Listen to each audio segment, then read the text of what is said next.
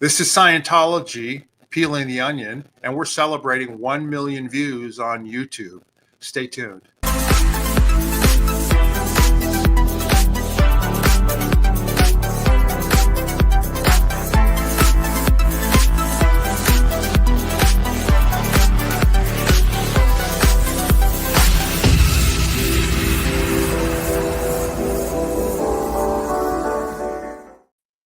Aloha, everybody, and welcome to our channel, Scientology Peeling the Onion. My name is Mark Fisher, and I'm here with my co-host, Janis Gillham, Grady. Good day, Janis. How's it going? Going good. Good day, everybody. I'm laughing because just as it hit 3 o'clock, I was trying to get in the chat and I hit log in and I disappeared off the screen and I had to just panic to get back in here. So anyway, good day, everyone. Yeah, we haven't done one of these in a long time. We've done a lot of videos and we've gotten a lot of views, but we haven't done a live. Gosh, I can't remember the last one we did, but it's been a while. But anyway, we're happy to be here, and hopefully, we can get people here in the chat. And this is going to be a viewer Q&A where you can ask us any questions you want about Scientology or whatever you want to ask us about. And we're going to talk about a few things too. But we just want to welcome everybody to our channel. And so, we've got a few people here in the chat already. We've got Danielle Chamberlain is here. You look great in that color, Janis. Thanks, Danielle. She's in England, right? Yeah, she's in England. And I was over in Scotland in September, and she took a train from England to Scotland, and we hung out for like 24 hours and had a great time. Yeah. And then here's some more people here that are in the comments. And here, somebody here from our first live here. Is that Robin Dickman, first live? Yep. Thank you so much for being here. And then we had somebody here I was going to show here from London. Cherry Cupcake is here from London. So we like that. We appreciate that. And one of the first people that was here was Lupita. Hi, Lupita. We're happy that you're here. Anyway, if you have any questions, just get in the chat and ask us. If it would help if you wrote the word question before you wrote your question. Makes it easier for us to start because we'll be answering questions. And then when we get to yours, we just pop it up and we'll go from there and everything. And then Janis, I think we're going to have a lot of viewers here. So if they stick around, I think we may be doing a giveaway, right, Janis? Yes, we will be doing a giveaway of my first book.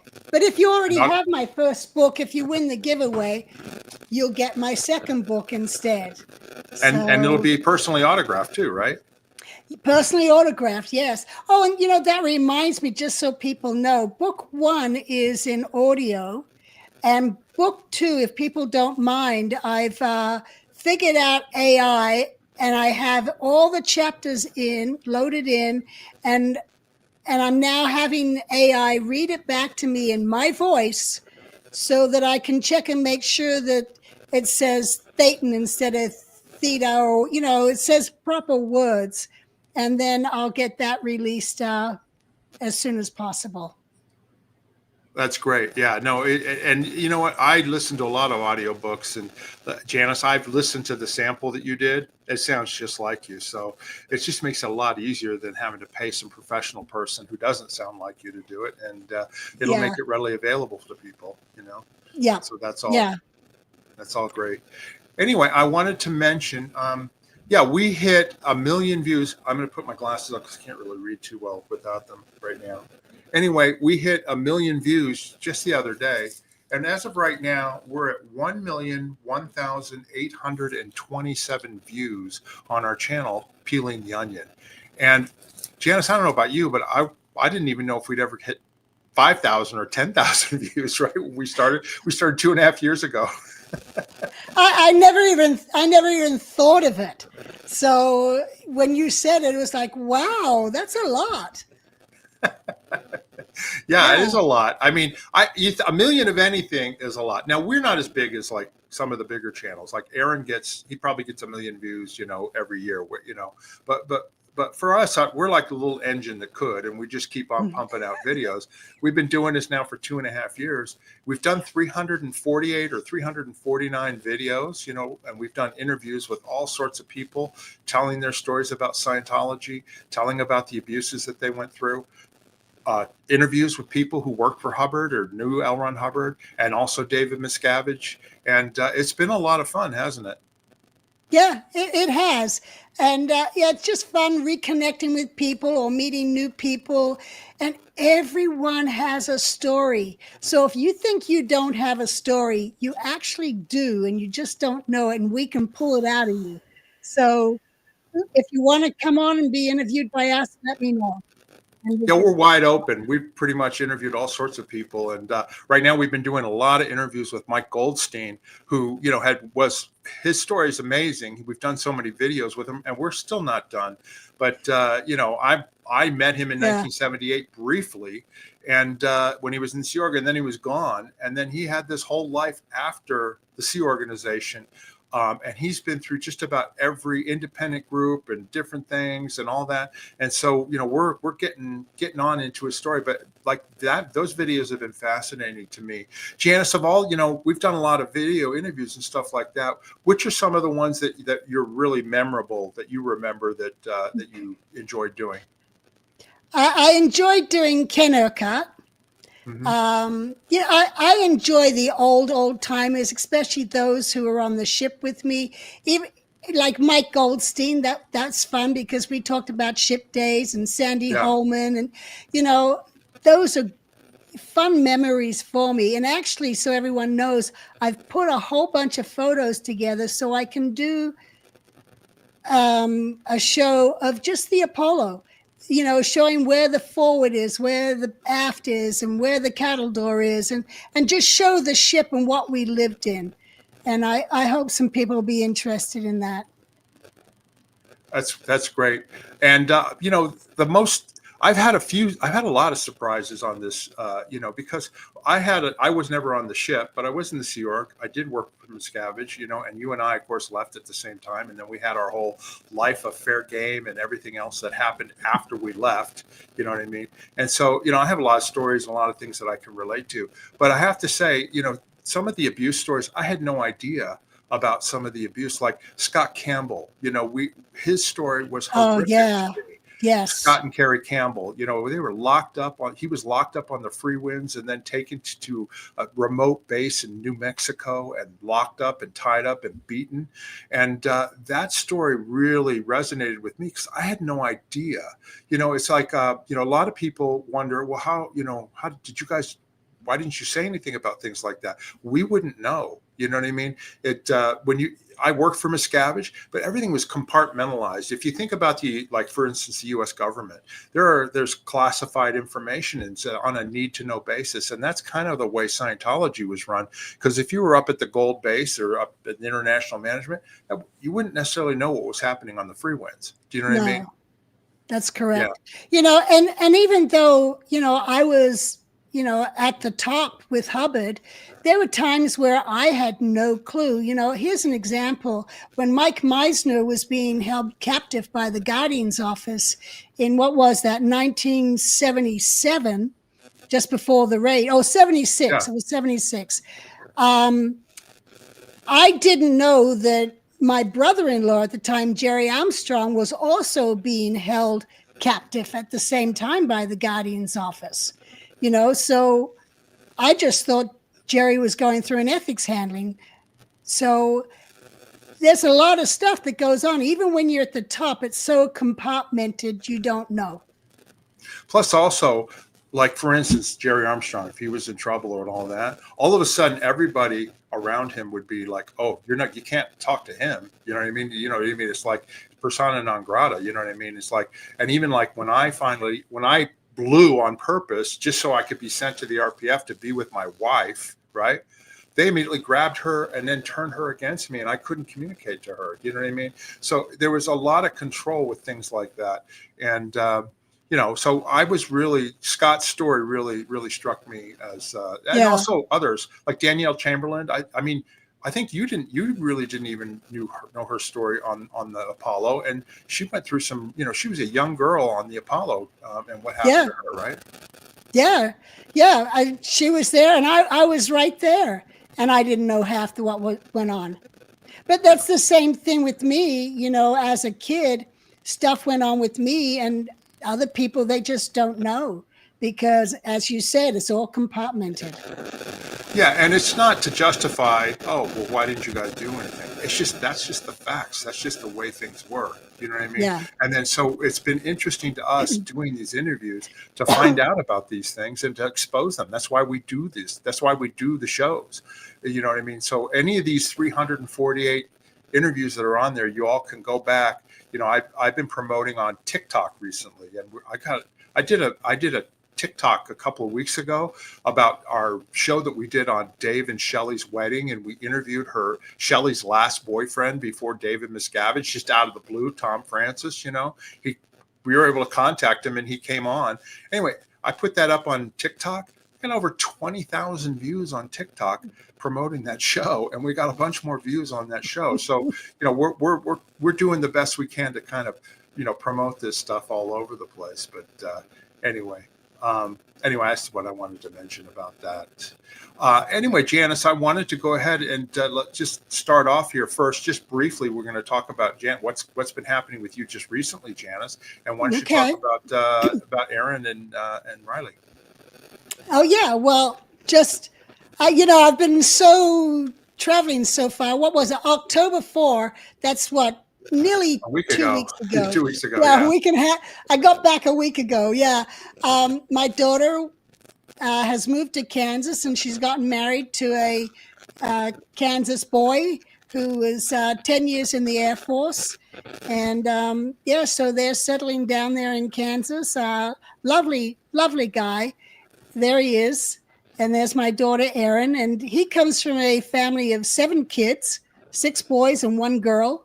They lived on a farm, and this is the farm where we had the wedding, and there's a beautiful lake there. And anyway, it was a beautiful wedding. There's the lake. And they're off in Italy right now having a wonderful honeymoon.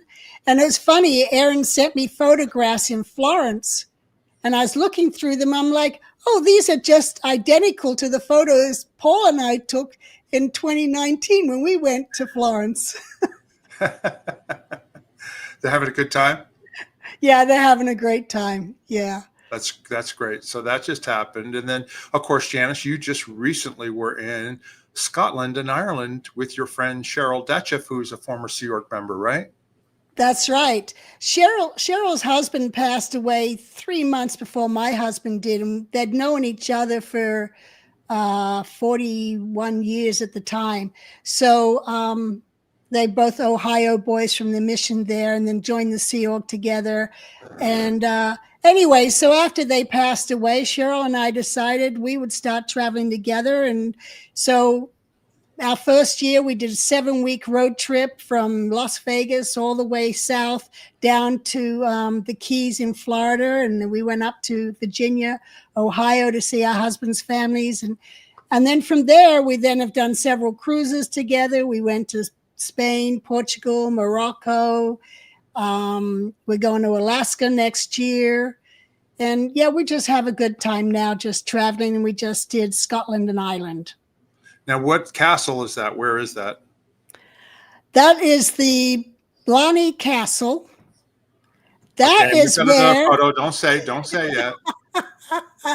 Don't say yet. Okay, so that's in Ireland, right? That's in Ireland? That's in Ireland, right? No, it's in Scotland. I think the Blarney's in Ireland, but anyway, they'll correct us in the chat, I'm sure. Oh, actually, yeah. It's like I'm so mixed up. That was in Scotland. That's my castle. That's your new house, right? Yeah, that's my new house. Yeah.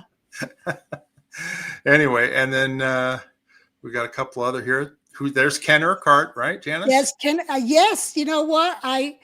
When I was in Edinburgh, Ken lives an hour away from Edinburgh, and he took the bus in and took me to lunch, and Danielle came with us. And she's just corrected me. I was in Ireland. Anyway, but Danielle and I were in Edinburgh together, and we both had lunch with Ken. And he was so much fun talking about old times and how he's doing now, and he's doing good. Yeah, tell everybody He's up tell there. everybody, remind them who he is. Well, Ken Urquhart in the 60s, when he was a young man, became L. Ron Hubbard's butler at St. Hill. Right. And then from butler, he became the LRH's communicator at St. Hill and then at Worldwide. And then once the ship was set up, Hubbard had him come to the ship, and he had the job of LRH personal communicator. And so he was besides the messengers, he was the number one person that everything went through Ken before it got to Hubbard. And yeah, he had a lot of power, right? He had a lot of power because of that, right? Yeah. And even the SO1 line, the standing order number 1, all the letters to Hubbard and that were being answered, it started off with Ken proposing answers that would then get typed up and sent into Hubbard for approval. And that's how the SO1 line worked. Is he in his 80s now, or how old is he? Yeah, he's in his late 80s now. Yeah, yeah. Yeah. And then here's our other friend, Danielle Chamberlain, right? Yeah, there's Danielle and I. And Danielle was married to a good friend of mine, Neville Chamberlain. Neville was the first Sea Org member I met when I was 11 years old. And I think Nev was 19 at the time, and he showed up in his Sea Org uniform, and he went around St. Hill looking for Yvonne's children because he promised he'd find us and give us her love. And that was the first time I met Neville, and we stayed in touch over all the years. And he recently passed away, and wonderful guy. We even interviewed Neville. Yes, we did. He was one of our first interviews, and he told lots of stories about St. Hill and about on the Apollo. And then after that, then we interviewed Danielle. And that's right. We did the whole series of interviews with her and what happened to her on the Apollo as a young child. And amazing interviews. And Danielle's become a very good friend of ours. Yes. Yeah, we had a lot of fun. We had some good laughs, huh, Danielle? She's in the chat. Yeah, and then I wanted to pop this up here. YouTube watcher asked, it'd be great if you had another interview with Ken. Well, we've done a whole series of interviews with him. I think we've done 3 or 4 about Ken, about his time in Scientology and the Sea Org, about creating the rehabilitation project for us. He was the one who wrote the issue on that, and he explains why it was done and all that. And then he has regrets, obviously, years later, for having done that. But anyway, they're in our channel. Just go to I have a separate playlist, Ken Urquhart interviews. It's a playlist. Just go to playlist and look for it, and you can watch those interviews with him. And if we could get to another one with him, they'd be great. But anyway, what are you going to say, Janis? When we were having lunch together, Ken says to me, "Do you remember?" And see, the messengers used to sit outside LRH's office. And Ken remembers seeing me. I'd fallen asleep. I'm sitting there, my head against the wall, fast asleep outside LRH's office. It's like 2:00 in the morning. So Ken gets up and he comes over and he goes and stands in the door to the bar outside LRH's office. And he kicks my foot to wake me up to make sure I wouldn't get in trouble for falling asleep while on watch. So it was just fun, with him remembering different things like that. Exactly. Just so you guys know, we don't have any moderators, so I'm constantly checking the chat and starring your questions and stuff. So if you see me looking over, it's just because I'm checking the chat. But I wanted to mention one person. Apostate Alex is here. Hey, folks, congratulations on 1 million views. Mark and Janis, very well deserved, hopefully. First of many milestones. Hey, Alex. Also in the UK, I just did an interview with him a couple of weeks ago. He's up there on the front lines protesting against the IES event and everything that's going on there, and holding Scientology's feet to the fire to stop the abuses. So anyway, hey, Alex. Right. Yeah, he's very much on top of those abuses. Yeah, absolutely. And then, of course, one other thing, Janis, I wanted to show. You mentioned Blarney Castle, but here it is. Janis is kissing the Blarney Stone. And that's right. That's like the famous thing to do over there, right? Can you explain people? Is that like for good luck or what's yeah, well, it's to give you the gift of gab. is what it's supposed to do. But it's got different things. But the line is usually over an hour long to wait. And we got there early enough. I thought, okay, it's at the bottom of the stairs, so it shouldn't be too long. And I thought all the others were coming in with me, and they disappeared. I went straight, and they went into a side corridor. So I'm like, okay, I'm just going to stick it out and go see what this is all about. And it was probably half out of 45 minutes of standing in this thin little staircase, where they're so small that only one body can fit through. And that way they can fight people, who are trying to invade the tower. You can fight them because they can't all charge up the stairs. Anyway, so I did my time, and I got all the way to the very top of the castle. And there's signs saying to zip up your pockets. And I'm like wondering why, And then I see what's happening is you get down and you lay on your back, and then you put your head back. You got to hold onto the bars because there's bars further down, but if you didn't hold onto those bars, you could slide down, and they're going to have to pull you out by your legs. And they have one person there as the photographer and one guy there who holds on to you so that if you can't hold yourself up, you don't slide down. And so that's me laying on my back with my head bent all the way backwards, and I'm holding onto the bars so I don't slide down. And then after everybody kisses it, he has a little spray bottle of alcohol or something, and he sprays it. That's funny. That's funny. Well, I had to share that with you and everyone there with your little trip there. There's one more thing that I want to share from your trip over to Ireland, and everybody, hold on to your horses here. Body to me, everybody, come on. Bring back, bring back, bring back my body to me, bring back, bring back, bring back my body to me. You're on your own. Here we go. Bring back, bring back, bring back my body to me. Bring back, bring back, bring back my body to me.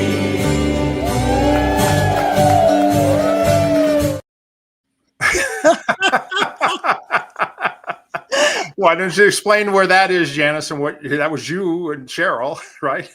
Yeah, that was Cheryl and I, and Susan, another friend, but that was our last night in Ireland. The night before we had to fly back to the U.S. And that band owns the restaurant we were at, and it's just piled with air. The tables are all just packed. The whole room is packed, and they just played Irish folk song and ballads and stuff like that. It was a lot of fun. Yeah, no, I kept asking. I forgot there was a photo I put in here because when you were in Ireland and Scotland, you'd post photos, not just you, everybody that was with you post photos of where you were at, right? And I went, where's the food photos? I mean, the only reason I go to the Facebook, if I'm traveling internationally, I want to see the food that people are eating because I hear terrible things about the British food, So it's going on for days and there's no food pictures. And then I asked about the pub pictures. Where's the pub pictures, Anyway, so Janis, why don't you tell them what you did to me on the photos? Well, the food was so good. We'd eaten it all when someone says, well, Mark's not going to get his food photo. So I took a photo of everybody's empty plates and posted that. And so then it just became a thing where we'd eat and we'd post a picture of an empty plate for Mark. That's right. And they'd never had it before, but there was 8 of us. We all ordered the exact same thing on the menu. And the guy was like, we've never had that before. So I ended up taking a picture of 8 empty plates and posting that. Yeah, I was like, I didn't really get, and no photographs of fish and chips. I wanted to see that, but we didn't see any of that. But anyway, it was a good time, right? You had a good time on that.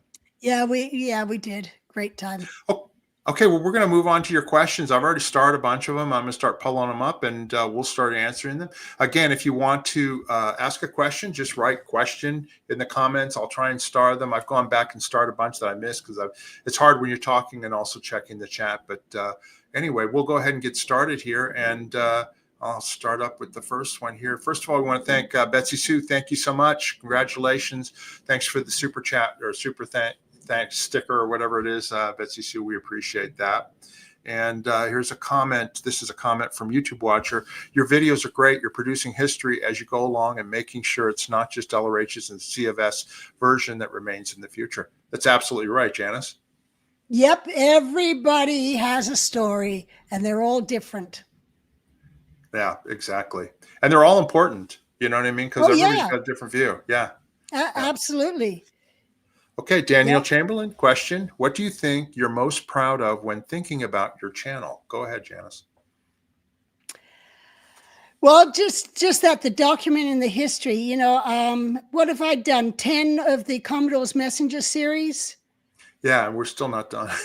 Yeah, and we're still not done. I got to get back to that one of these days, but I'm very proud of that series because I think I show what life was like as a messenger and, you know, mixed in with good and bad.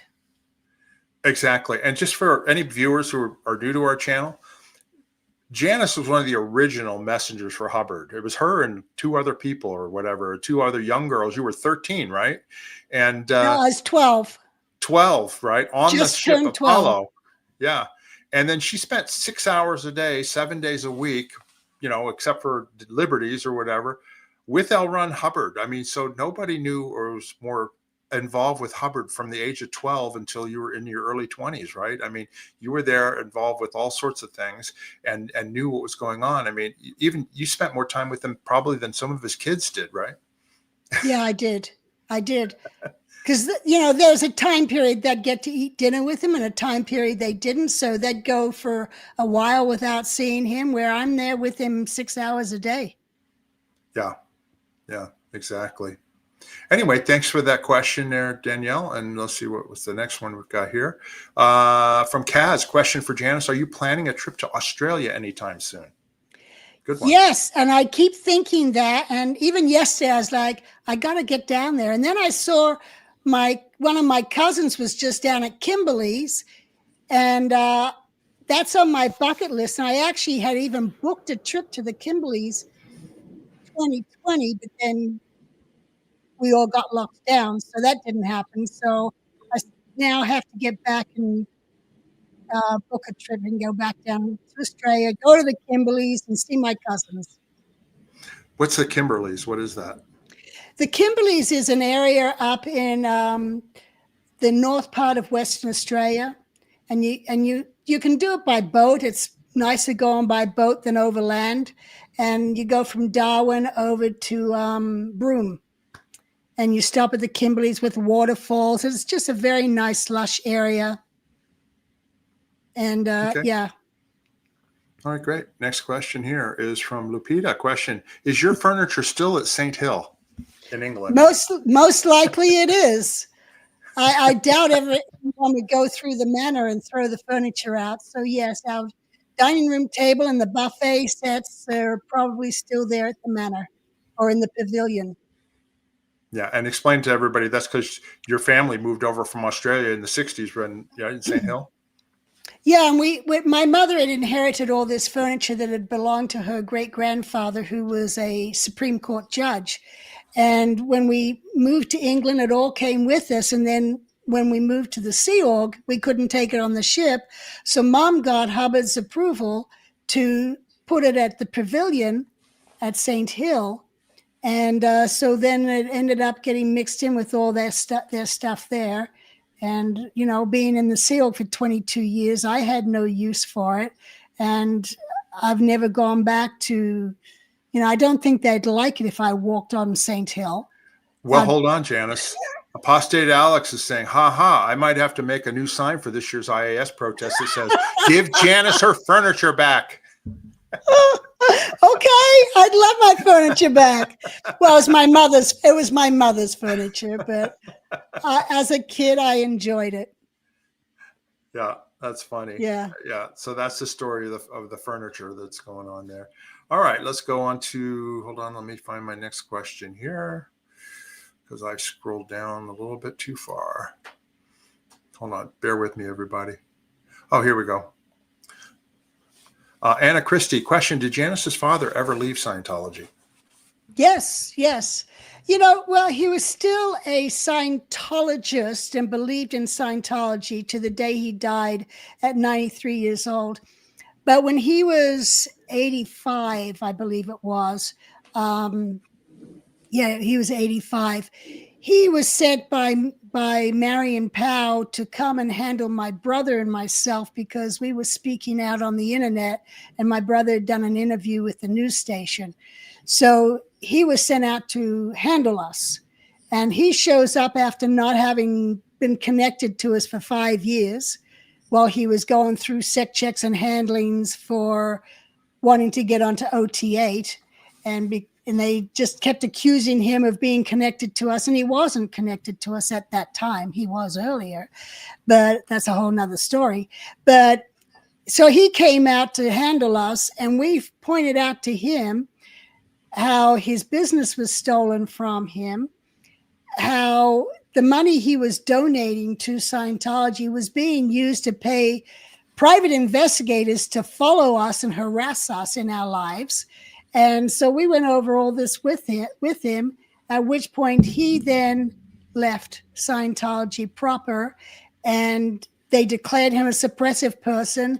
They wouldn't let any Scientologist go into his business and buy vitamins from him anymore because he was an SP just like his 3 children were.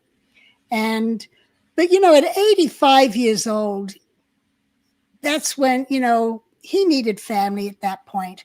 And we had him live, we got him a house near us, and he lived out the last, 7, 8 years of his life, very happy with family around, and got to be around his grandkids and meet his great granddaughter, so it was good that he got out and he was happy.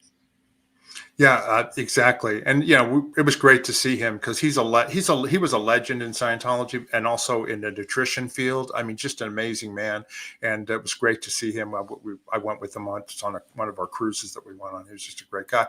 Just to, as a little light comment, FY 54321 says Janis was too family oriented along with too worker oriented. LOL. Somebody said you were worker oriented? Was that Hubbard or who was it? Yeah, Hubbard said I was worker oriented. And so, of course, DM and Mark Yeager and everyone used to have Amy try and handle me so I'd stop being worker oriented, because Amy Scobie was my org officer when I was the chief officer. And, I had sympathy and feelings for the staff, and to me, they were volunteers and shouldn't be treated the way they were. But work-oriented meant that you thought, oh, we should get liberty. Why not? Why are we working so many hours? That's being worker-oriented. And when we should be working 16 hours a day, 7 days a week, so yeah. It's really should be a badge of honor, not something else anyway. That's right. Okay, let me go to the next question here. Here we go. Cherry Cupcake question: have you experienced any fair games since starting the podcast? Hope not. Yeah, we were talking about this right before we went on, because I was going to say that we haven't gotten any, right, Janis? We haven't had any problems or fair gaming. Not on the channel. No, we haven't gotten any. Not that I'm aware of. I'm not aware of any, but I still suspect we have certain friends that are paid to be our friends and report on us. You just don't know, because your friends can be deep spies. There's a story where Ernie Martin, he was a Scientology squirrel and had a group, and they had someone in his group for 8 years undercover reporting on Ernie and everything he did. So I don't know if I have friends that I met 30 years ago who are still reporting on me. You just don't know. Do we even care? But we don't. I don't care. I don't care because there's nothing they can do to affect my life. I have a good life, and they can do their thing and I'll do my thing.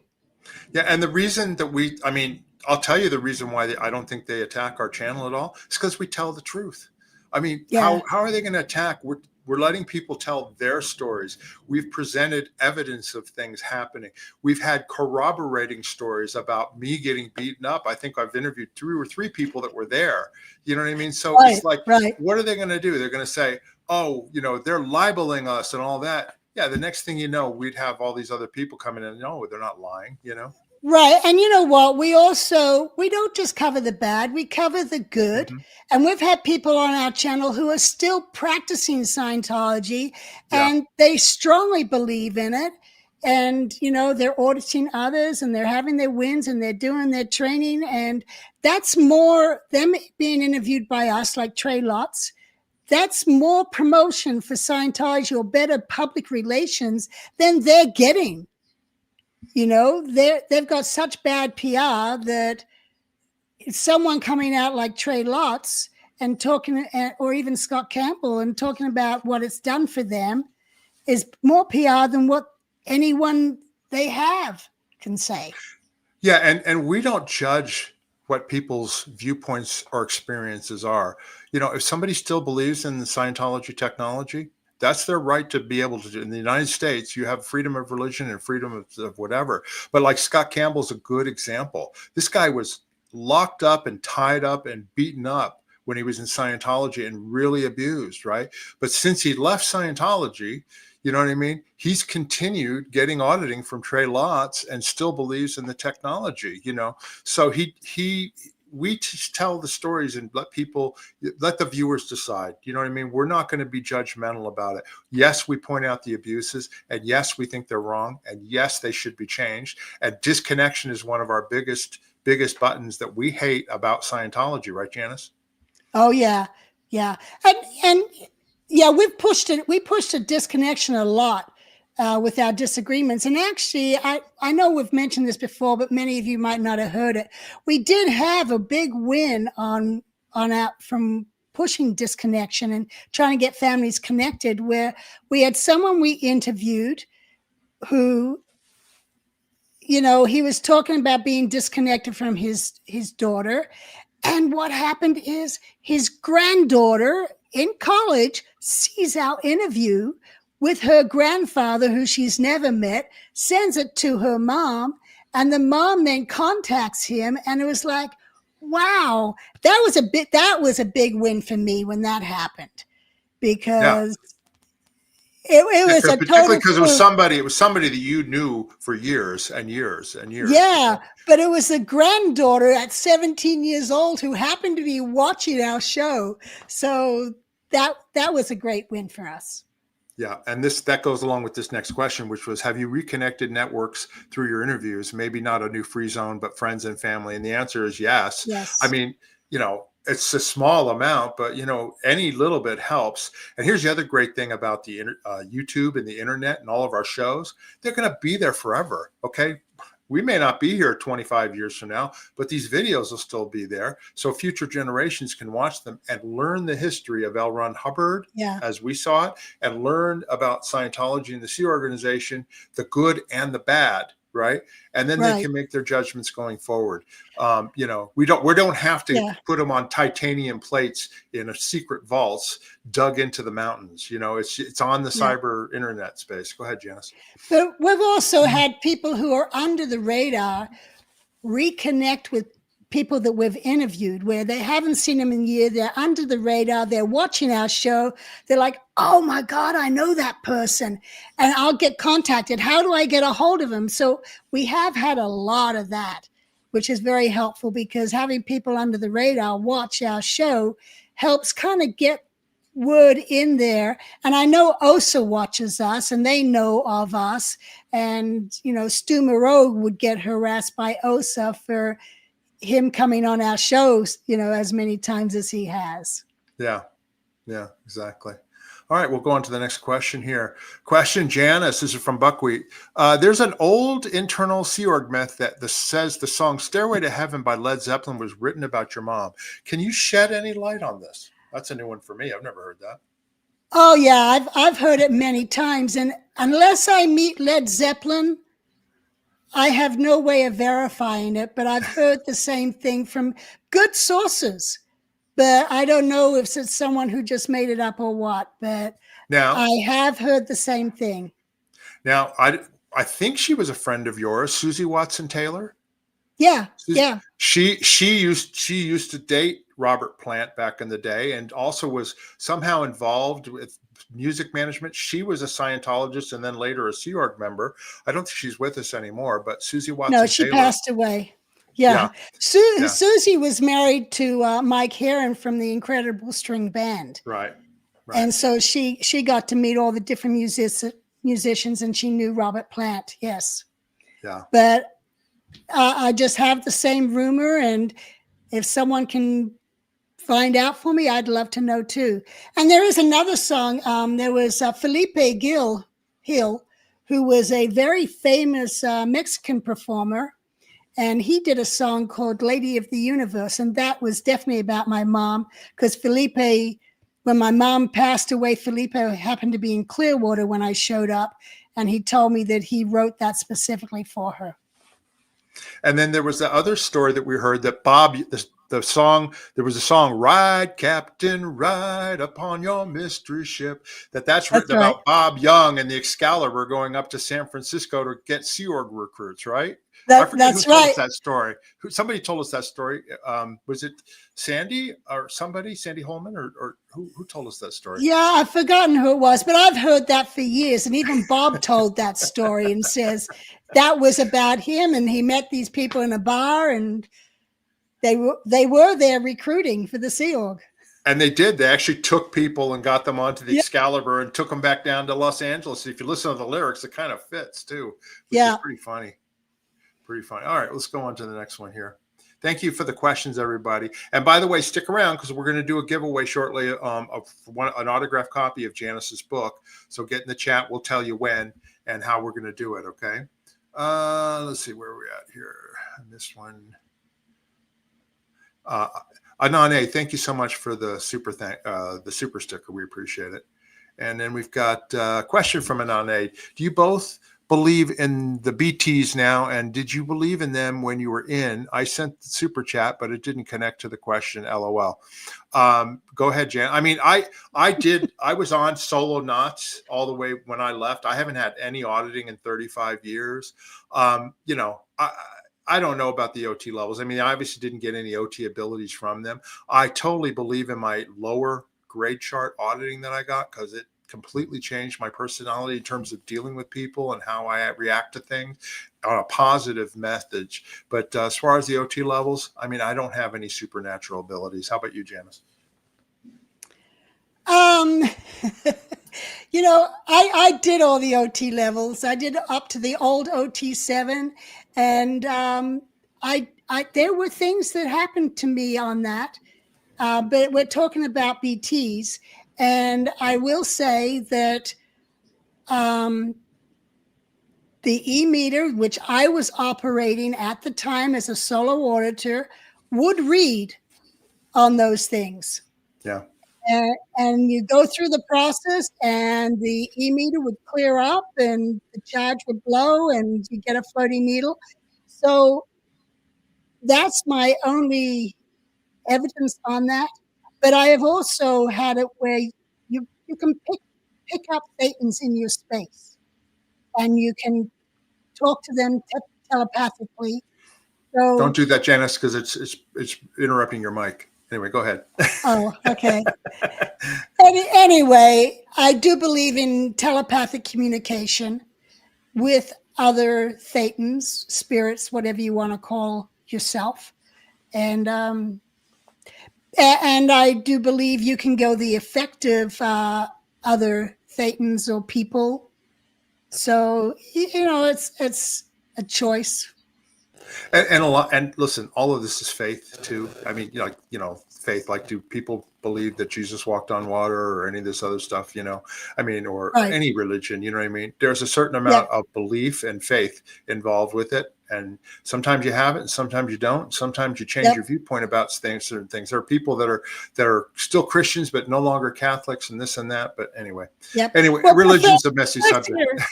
Professor Karkan, the human mind is capable of creating any concept. That is so true. Yeah. So whether you Exactly. mock it up yourself or not, and whether you believe it or not, it's up to you. Exactly.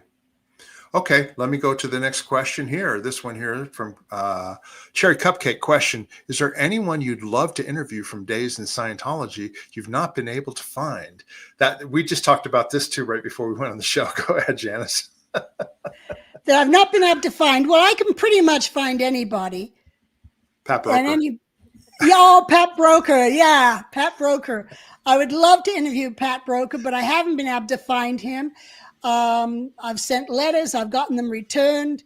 So if anyone knows where Pat is, let me know. I've even called his sister. And Janis, do you think knowing Pat, okay, and we've been doing a lot of interviews with Mike Goldstein, who was really close to Pat. Do you think, knowing him, that maybe he's watching our channel and just not saying anything? Would that be something he might do, all these years later? Yeah. Well, I was very good friends with Pat. Yeah. From 1972 forward, I was very close with him. And yeah, that would not surprise me if he was watching us. And I'm surprised he hasn't because of our friendship. Even when he was playing the big spy and no one would know he was around, he'd show up at INT. And I remember getting woken up at 3:00 in the morning saying, you need to go up to Bonneview. Someone wants to see you. I'm like, who would wake me up at 3 a.m, go to Bonneview? That's LRH's house and he's never there. And I go up there and there's Pat. He just wanted to say hello. Yeah, and Mike Goldstein was friends with him on the Apollo and all that, and we've done a lot of interviews with him. So who knows? Who knows if he's watching? But Pat, if you're out there, I met him too. He was always nice to me. We'd love to talk to you anytime. Anyway, that's my answer on that too. I tend to say Janis too. Not that this will ever happen. I would love to interview the Hubbard kids, Suzette and Arthur, who are out, but they're controlled by Scientology to some degree. So they're not going to say anything or speak out, but it would be great to interview them as well. So I just want and another one would be Shelley. I was on, I'd known Shelley since she came to the ship at 11 years old. So did you even know her at St. Hill, or was she still in California? No, she was in Texas with her dad then. Her sister, Clarice, came to St. Hill with her mom, and we were both 11 years old at the time. And they lived with us while they were at St. Hill. Yeah. Okay. Yeah. Next question. This is a good one too. This is from Jesse Flores. Question. Janis, did Hubbard ever give you any advice or conversations that have stuck with you? You got to think deep on this.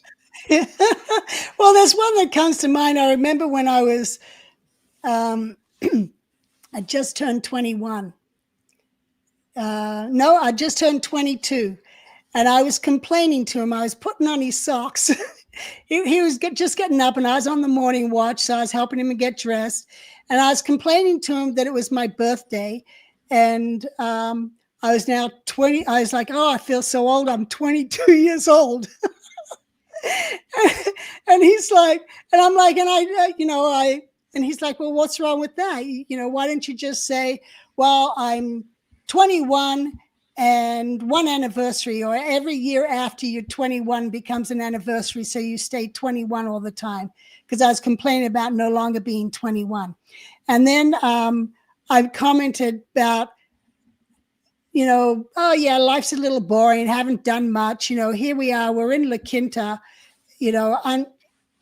on the low. And so I'm no longer sailing the world on a ship. And he's like, you have done more in your 22 years than most people have done in a whole lifetime. And he said, and that's when he said to me, there's people who have never left their hometown. I'm like, nah, that can't be. And then I met people who had never left their hometown until they joined the Sea Org. Janis, we've had conversations about this, about your own kids and other people and stuff like that. We're like, I remember when your kids were like in their late 20s, and I'm thinking, they're doing whatever they're doing. I think, Janis, you were running continents and the whole planet when you were like 22 years old. You know what I mean? It's just like the Yeah. amount of things that you've done at such a young age, and me too, things that I did that I never thought I would be able to do. You know what I mean? It's, Right. Yeah. those experiences, although we're not in Scientology anymore, and there were some bad things that happened, those experiences were valuable. I mean, I love the fact that, we were building studios, and I learned all about that sort of thing. And it was all interesting. It all felt like 007, like James Bond, when, the Sea Org, and we're going to go to a ship and the this and that. When you're a teenager and a young adult, it was all very exciting at the time. Yeah. Yeah. Well, at what, 21 years old, when Hubbard went up to Sparks, and we had to get him some cash. That, talk about James Bond 007, carrying a suitcase full of money into a movie theater and waiting for someone to come to switch suitcases with, Yeah. I did that with Pat. Well, Pat didn't show up. He was supposed to show up so that we could do that. But yeah. Yeah, we've got some great shows on that too, about when Hubbard took off to Sparks, Nevada with Claire and Pat, and I forget who the other one was. Dee. And they're dyeing their hair, and like cheap dye in a motel room so they can't be seen. I mean, it's pretty amazing stuff. Yeah, that was Dee. Yeah. Okay, next question. This is from Kaz. Question: have you interviewed your brother on this channel? No, I'm slowly massaging him to get him to break and come on the channel.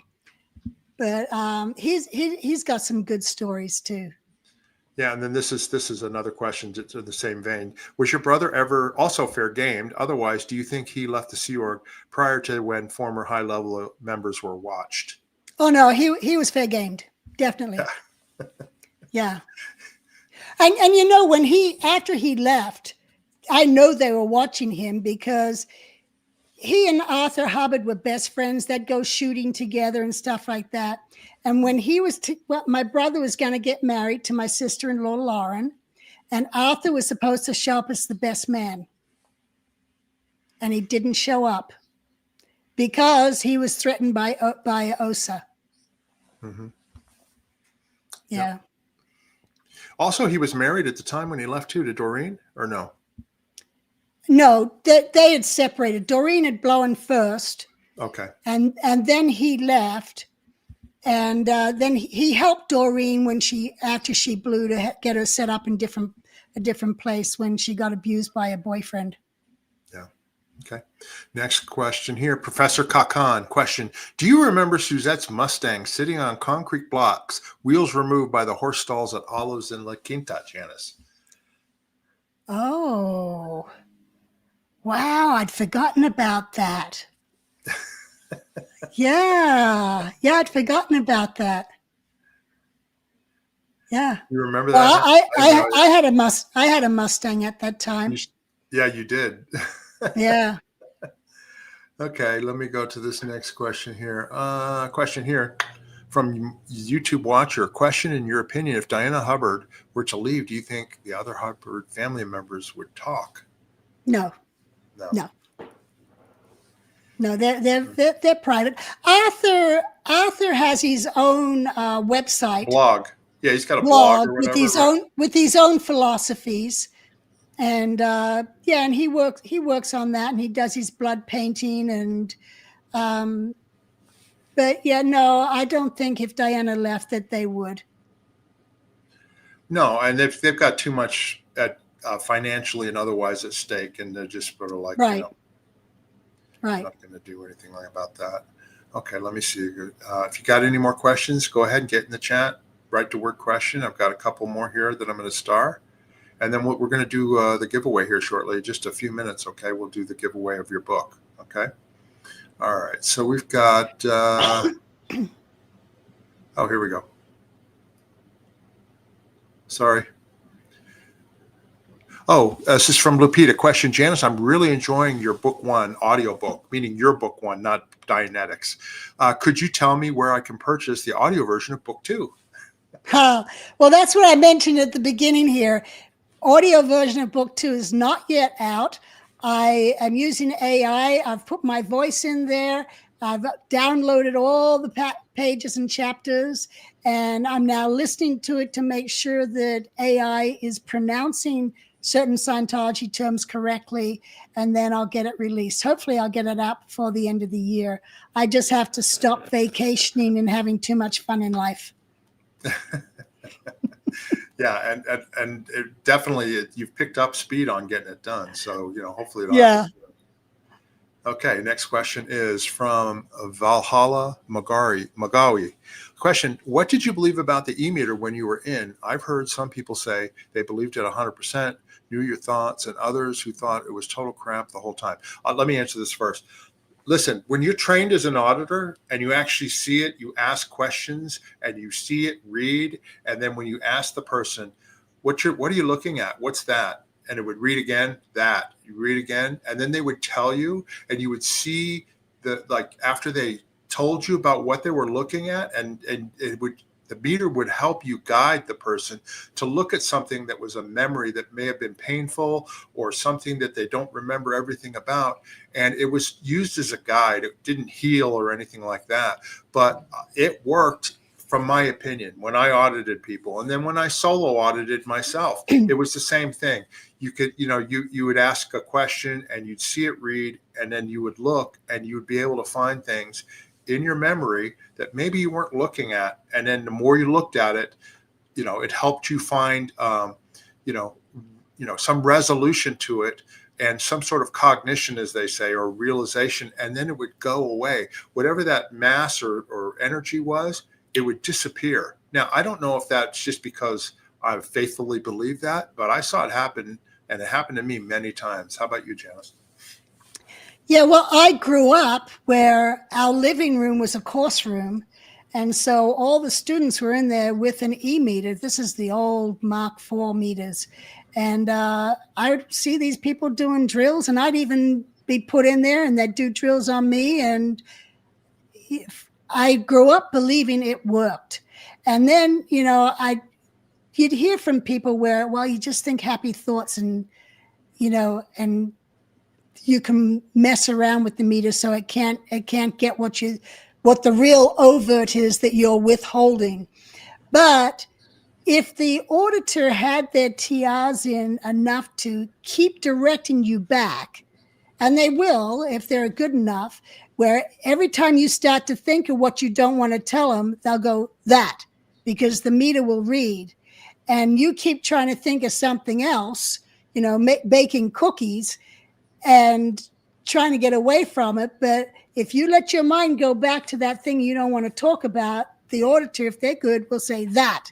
And they can direct you right back. And I've heard of one person who, for half an hour, they wouldn't give up their withhold, and they kept trying to think of something else, but that auditor just kept going that, until finally the person spits out, well, I had an affair with this other person, and both were married, so that was, and then it was like, finally, that person felt better having gotten it off, and it was the e-meter that was really directing the whole thing to them.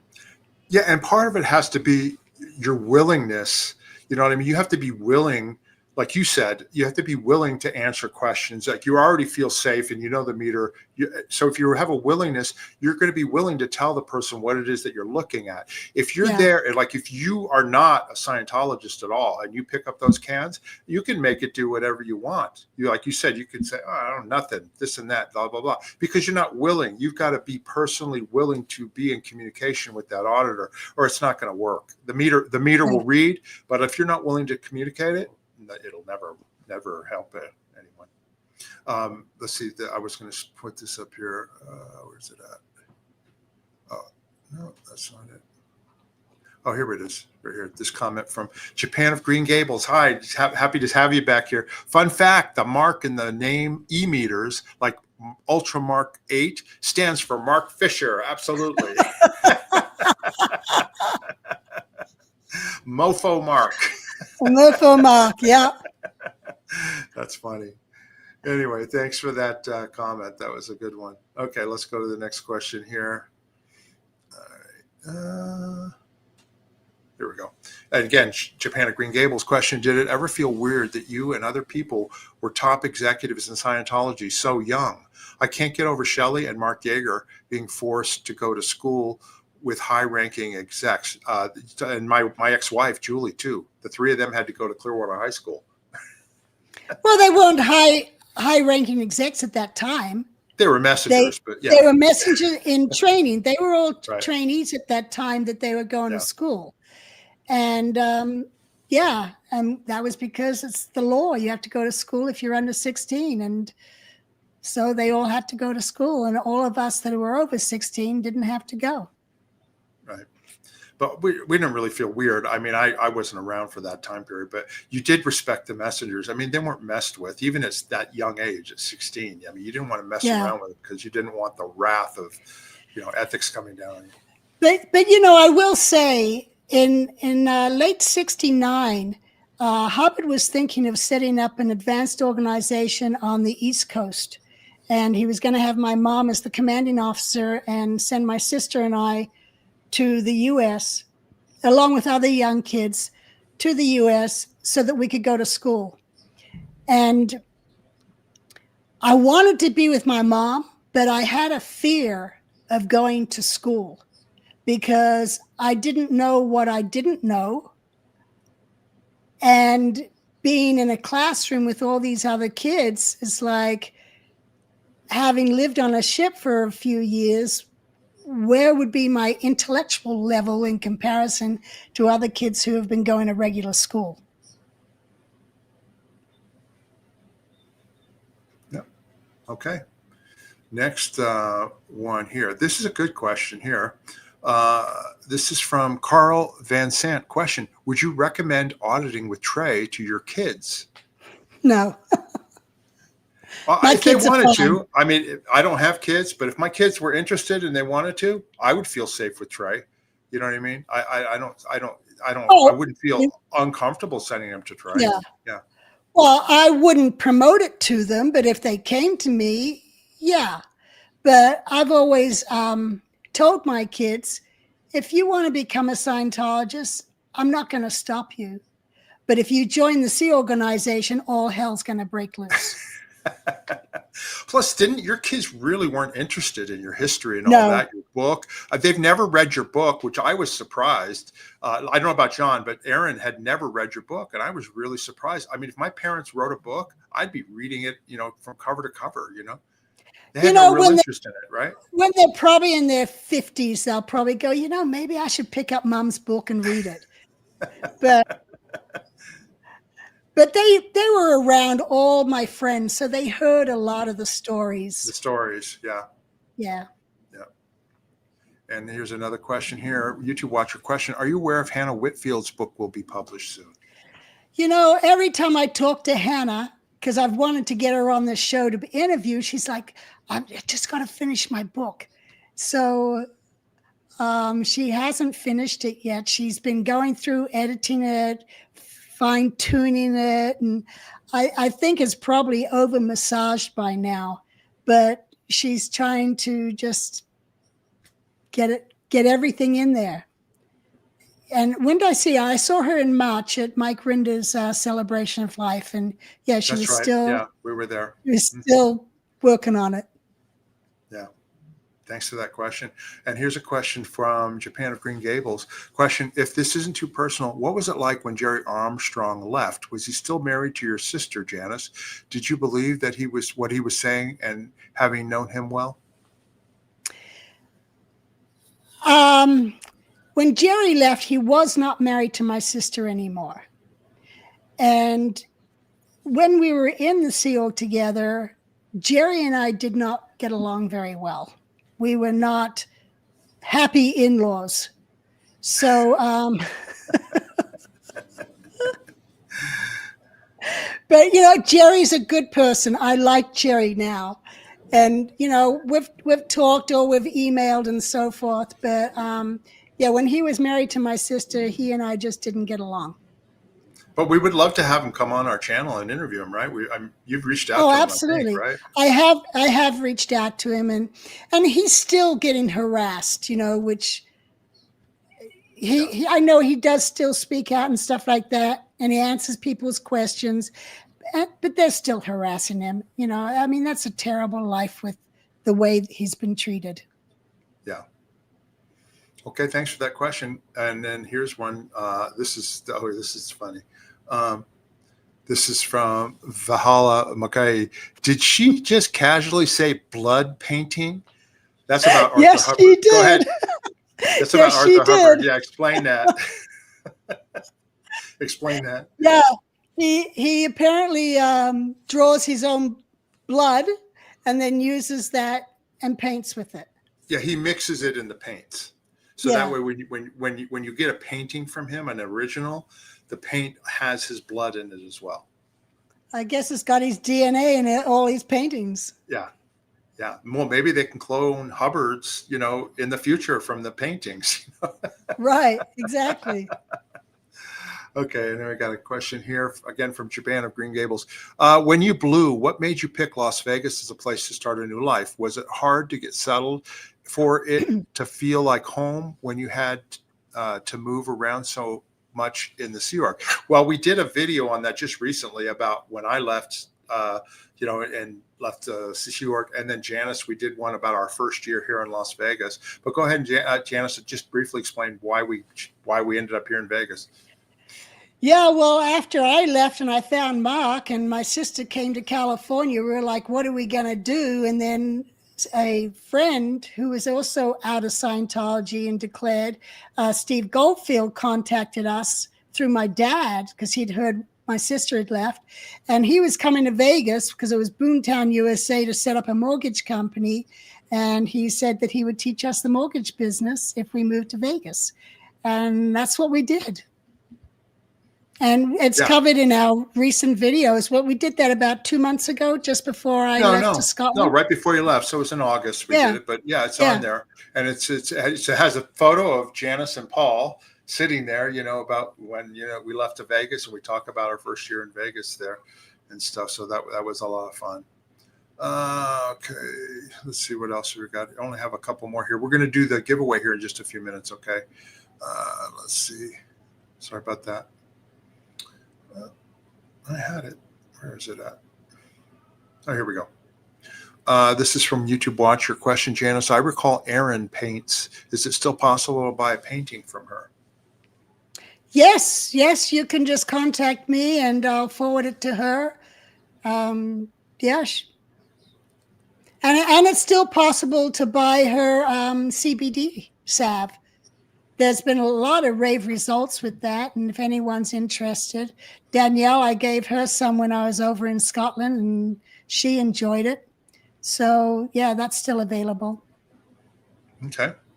And then I did that one already. Sorry.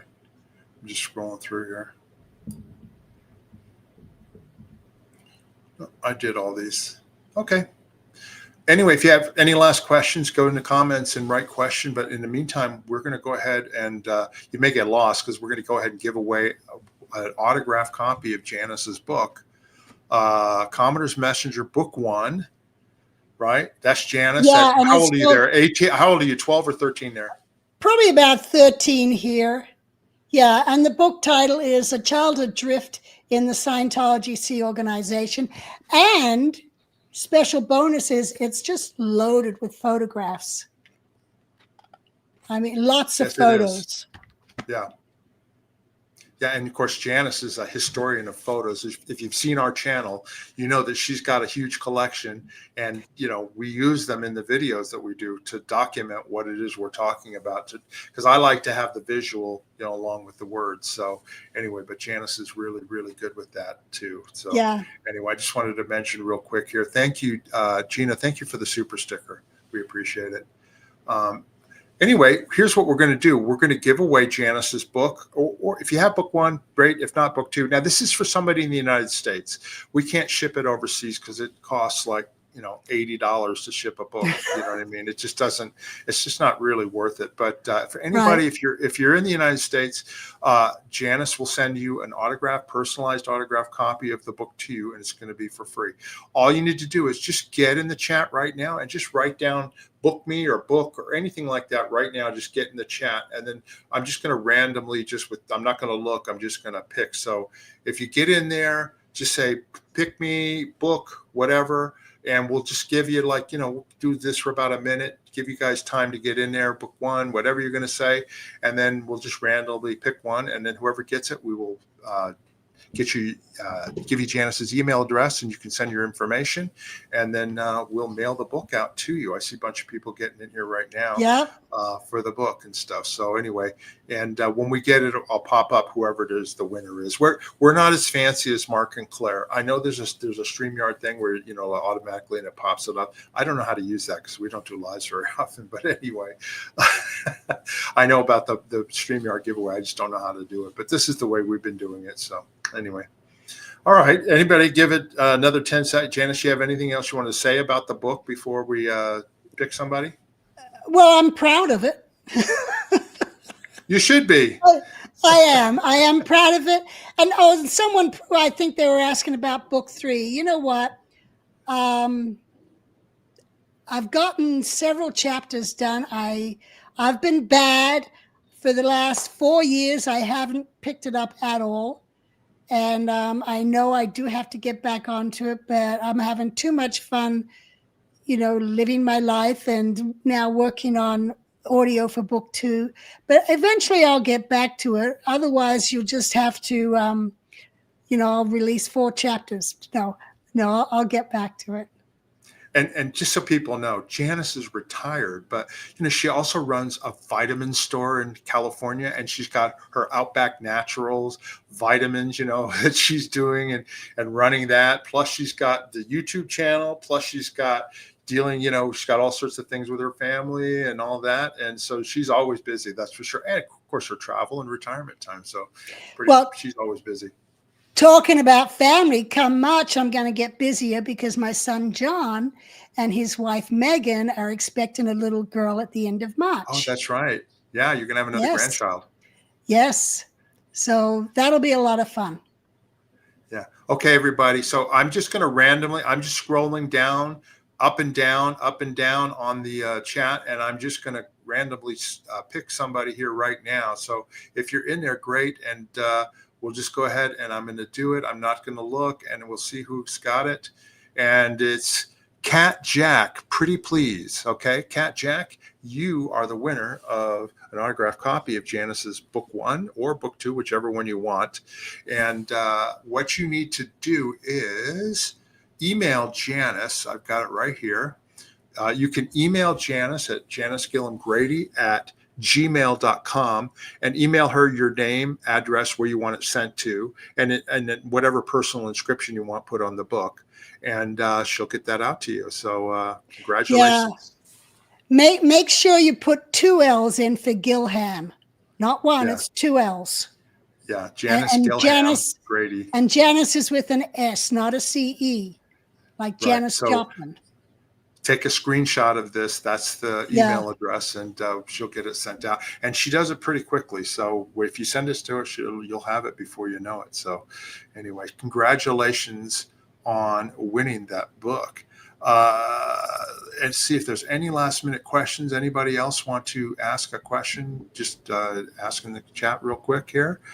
While I'm waiting for you to put that in there, I just wanted to mention, since we mentioned Outback Naturals, you've got Janis's complete liquid multivitamins available on our channel from Outback Naturals. Janis and her husband Paul put this together. It's fantastic. That's a 1 month supply in the bottle there, and it's got all your vitamins in there, and literally you refrigerate it. It's peach flavored. Just shake it up.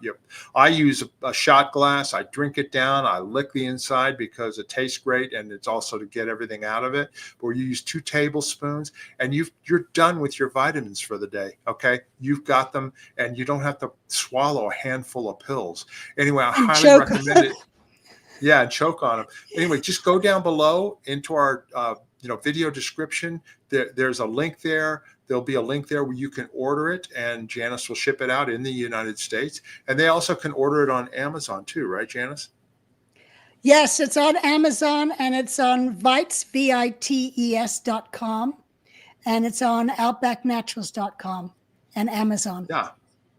Yeah, and somebody said Mark is earning his FSM commission. I can tell you right now, I do not financially benefit in any way from this. It's Janis's product, but I am benefiting from it because she does give me a bottle since I've been doing this, and we've sold quite a bit on our channel. But it's so easy. I mean, God, it makes me feel good, and I'm not the person that likes to take a handful of vitamins. But anyway, it's just a really good product. So just thought I wanted to mention that there.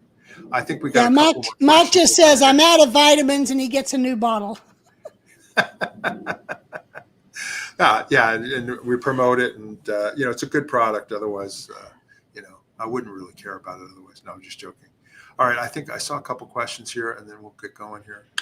All right, here, this one here. This is from YouTube watcher. Question: what were the original OT levels about, Janis? I never did them. I did up to OT3 was all original, but then there were ones above that.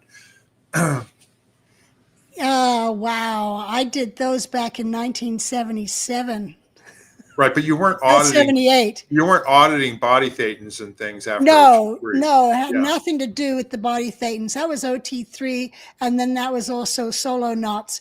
But like OT1 was, I think, an reorientation after going clear, and then OT2 was up terms and terminals, and 4, 5, 6, and 7. I don't remember, but I do remember I was in the RPF at the time, and they didn't know what to audit me on, so I was doing my OT levels, and my auditor and we got bicycles because we weren't allowed to drive, so we bicycled into Indio and sat down on a park bench, and I had to do some observations of different people or places. And I also remember having to use my intention to get a postcard.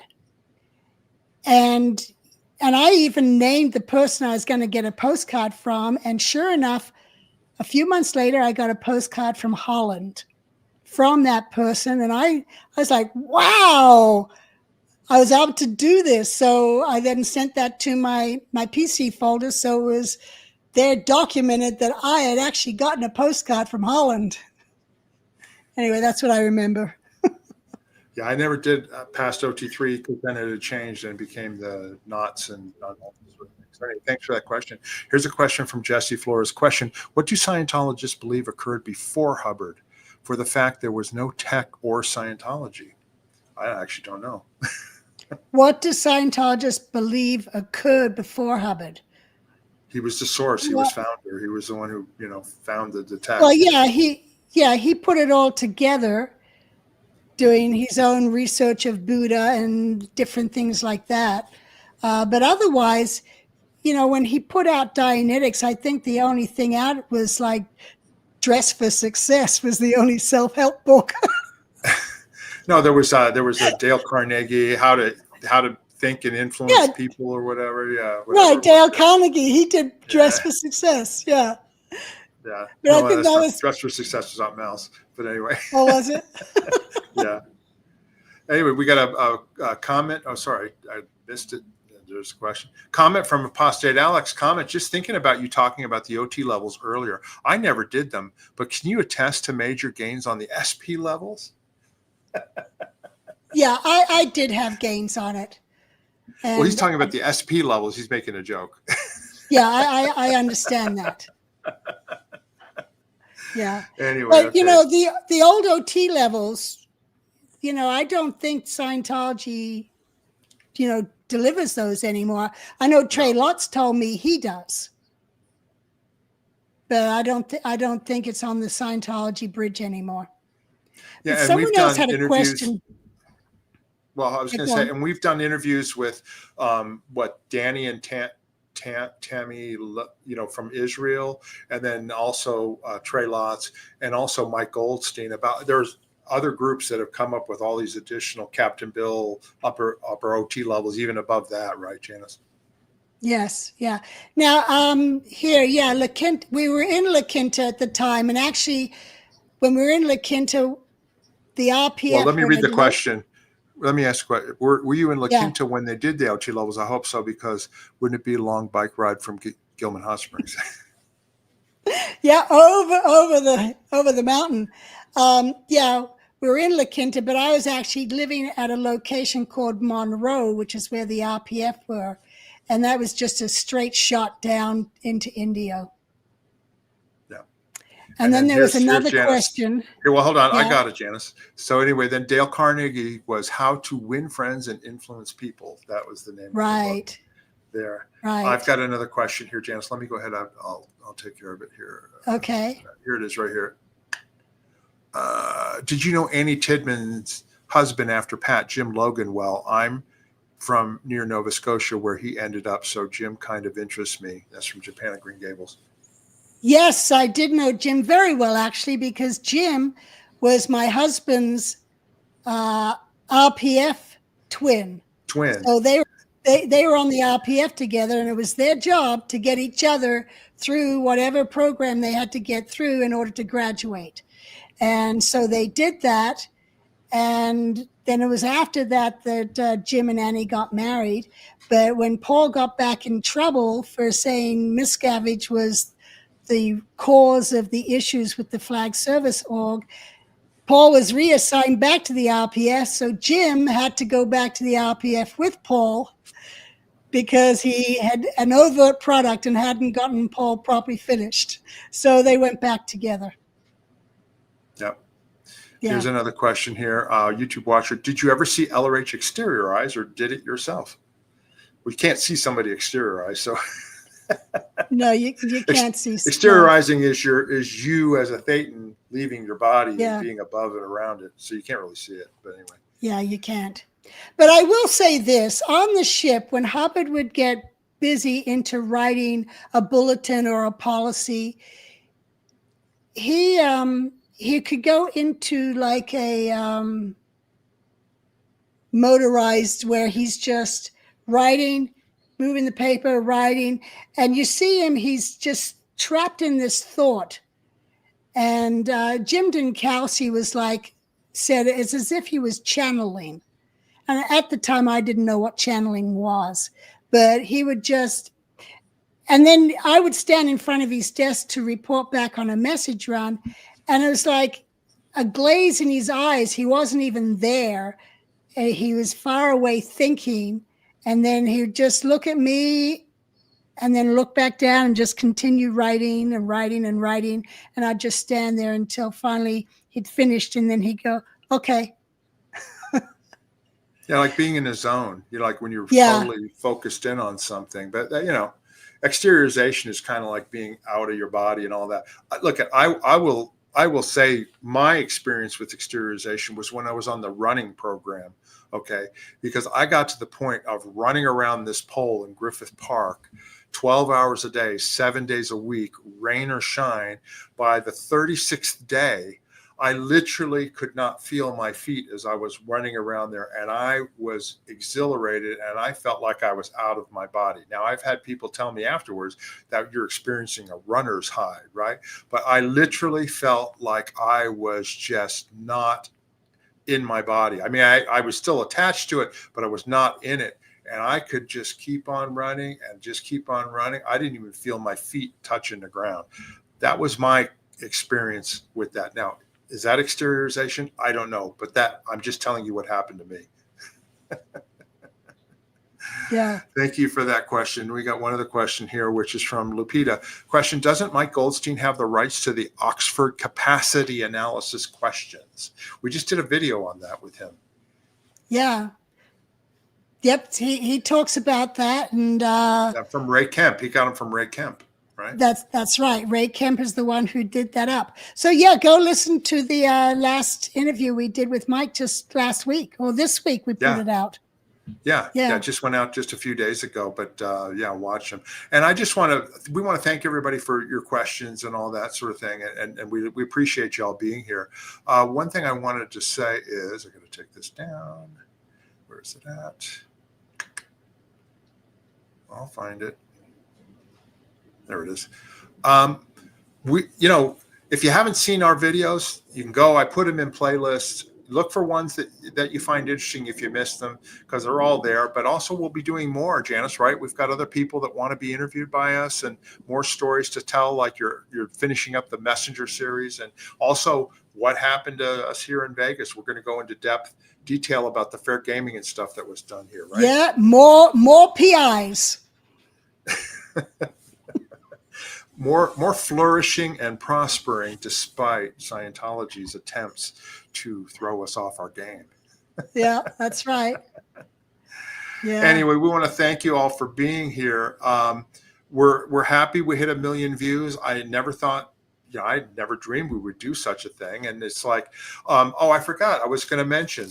Okay, we have 1 million views. Okay, and also we have 300,400 hours of watch time. That means the actual time that people have watched our videos. 300,400 hours. I divided that by 24 hours. That's 12,516 days. If you were watching 24 hours a day, 7 days a week, it would take you 12,516 hours, and that's 34 years of viewing. So that gives you an idea of how much that is. That's a lot, and to think of, about Scientology, that, people are interested in this thing. And, we're getting more views, Janis, than I think Scientology probably does at this point, right? Yeah. Well, as I said earlier, we're the only thing out there that's helping. Anything good we say is better than what they're doing. That's exactly right. Now, Janis, we want to tell everybody, please subscribe to our channel. And then what do they do with the like button? They rock slam the like button. That's right. Rock slam that like button, hit that notification button so you know when we have other videos that are going on.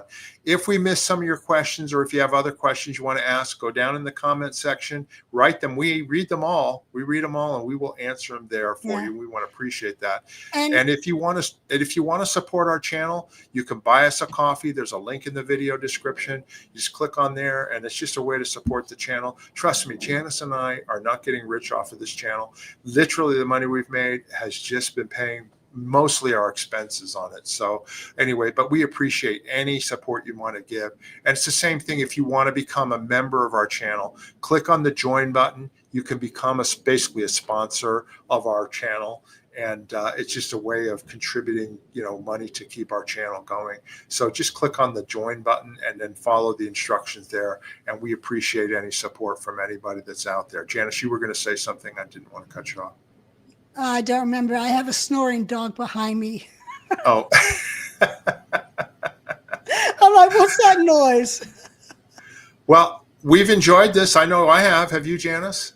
Yes, I have, very much so. And let's do this again. I really did enjoy it. And I know there's some questions there we didn't get to, but maybe we'll do it again and you can ask again. And let's just keep having fun. Yeah, we'll do these on a routine basis now. We were doing videos for quite some time. And Janis, of course, I have to do them when she's here because she's traveling or she's this and that, because Janis wants to be involved. And also she has the connections with a lot of these people. And I love having Janis here. But that's why sometimes you'll just see me doing a video with somebody as Janis isn't around. But anyway, we just want to thank you all for being here. He doesn't like me telling him off. No, that's not true at all. Anyway, until next time, everybody, we want to thank you for being here and have a great day. And bye-bye. Bye.